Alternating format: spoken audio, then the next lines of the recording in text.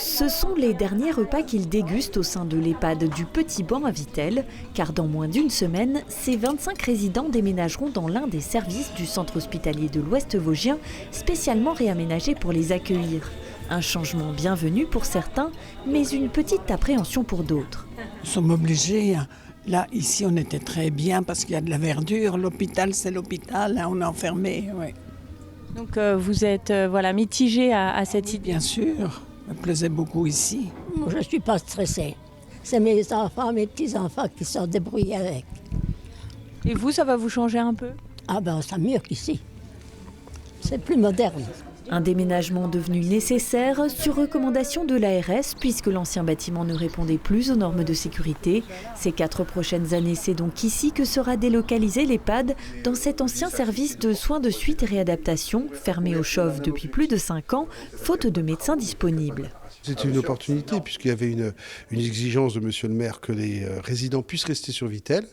Nous avions ces locaux disponibles, donc nous avmes pu aménager 25 chambres pour nos résidents. En attendant, l'EHPAD du Petit Banc qui comptait 62 places sera déconstruit pour aller vers une structure plus moderne de 80 lits, toujours au même endroit, un souhait qui était cher au maire de la commune. Il faut savoir que ce bâtiment Petit Banc, avant, s'appelait Bon Secours. Il y a toute une histoire sur cet endroit-là et on veut être dans la logique de l'histoire, dans la continuité. Et c'était l'objectif, c'est quand même 18 millions de travaux qui seront engagés. Il y a un projet médical qui va se mettre en route en lien avec la mairie et en lien avec les besoins du territoire sur les troubles cognitifs. Donc ça va permettre en fait d'avoir une nouvelle structure aux normes actuelles, environnementales. Ce projet fera l'objet d'une collaboration inédite entre l'hôpital, la ville et Vosgelis. Le bailleur social est en effet chargé de la construction de la nouvelle structure et les résidents y seront locataires par l'intermédiaire du chauve.